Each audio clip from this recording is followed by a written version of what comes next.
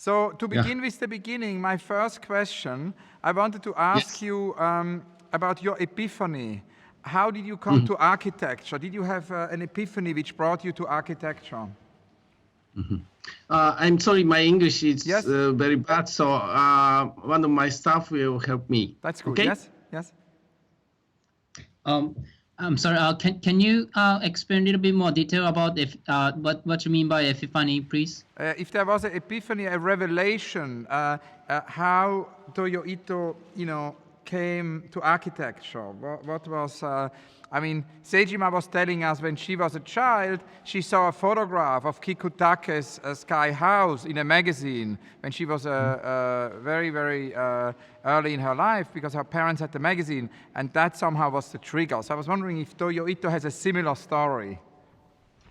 瀬島さんもそうだったんですけども、建築を志したきっかけみたいなのがあれば。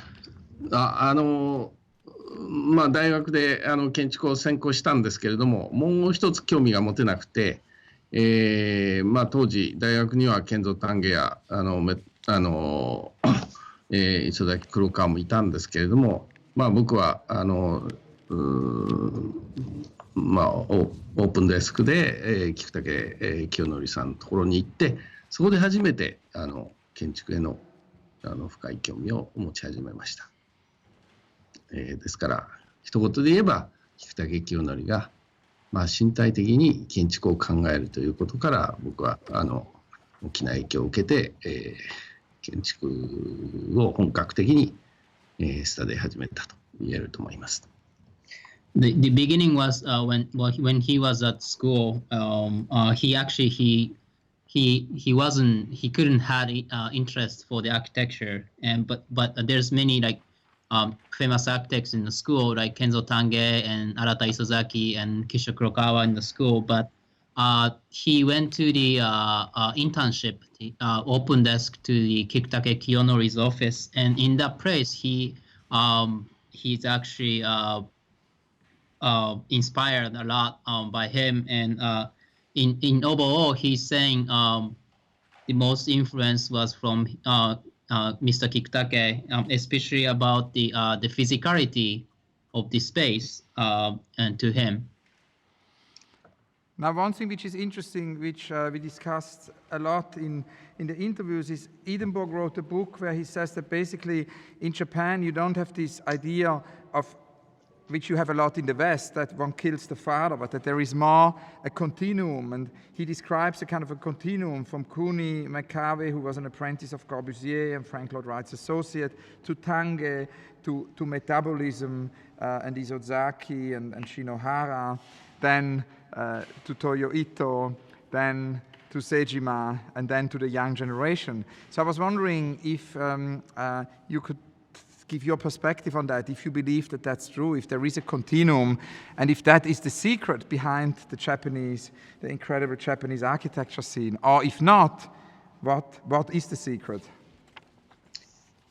今までこの建築の歴史的な流れとして、菊竹さんも含めて、メタボリズムも含めて、その一連のそのコルビュジエからのその連続性みたいなものが日本の建築界にあるんですけど、それは瀬島さんにも受け継がれているものだと彼はおっしゃってるんですけれども、その連続性っていうのはその日本の中の脈々と受け継がれている建築のその連続性みたいなの何かこう秘密みたいなのがあるのかっていうのと、まあそれがそういうのはあるっていうのを信じますかっていうか、そういうのはあると思いますでしょうか。はい、あると思います。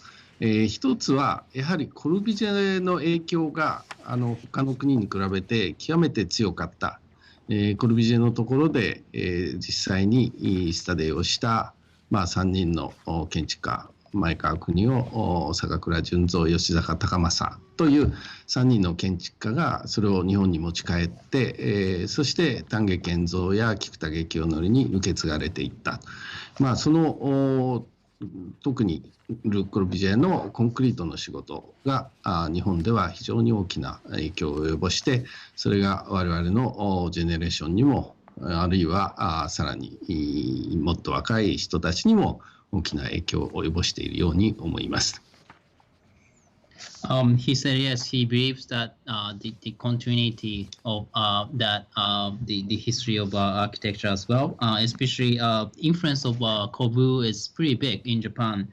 Especially there's 3 people who study at the Corbusier's office in Paris. Maekawa, Sakakura, and Yoshizaka. He bring back his architecture. I think both theory and concept, and especially at his concrete work is have a huge influence on the Japanese architecture scene. In that sense, the continuous is actually going to young generation as well.